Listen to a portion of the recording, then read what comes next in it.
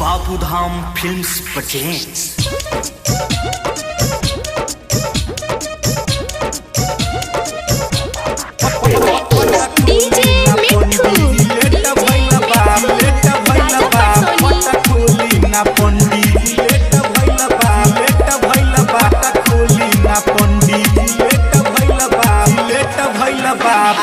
हंस के सवारी कके अली महतारी, बेटा सब खड़ा बाटे कके तैयारी, बेटा सब खड़ा बाटे कके तैयारी। हंस के सवारी कके अली महतारी, बेटा सब खड़ा बाटे कके तैयारी। सब पूजा के सामान हवा लेके आइल बा, सब पूजा के सामान हवा लेके आइल बा। पट खोली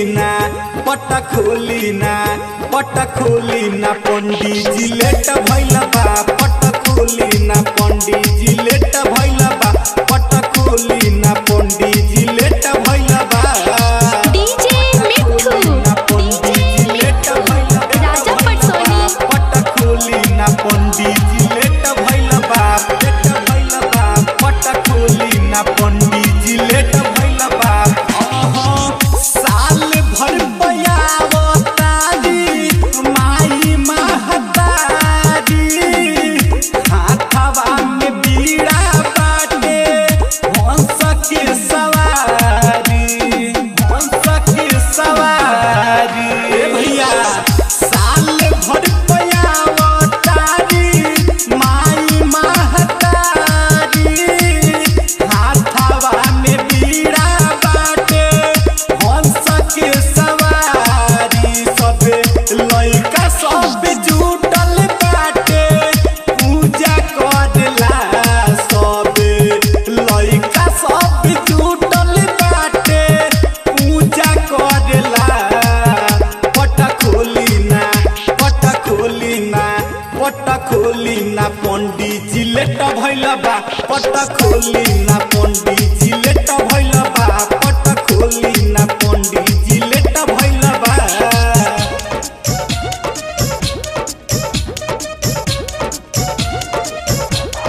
डीजे मिठू लेट भइल बा, लेट भइल बा, पट खोली ना पंडित जी लेट भइल बा, लेट भइल बा, पट खोली ना पंडित जी लेट भइल बा, लेट भइल बा।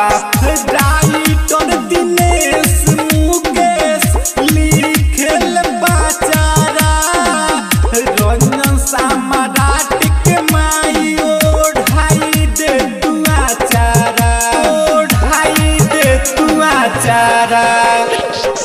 राइटर दिनेश मुकेश लिखेल बाचारा, रंजन सम्राट के माई ओढ़ाई दे तू आचारा।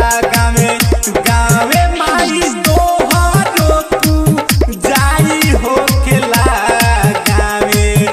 गावे माई तोहरो तू जाई होकेला। पट खोली ना पंडित जी लेट भइल बा, पट खोली ना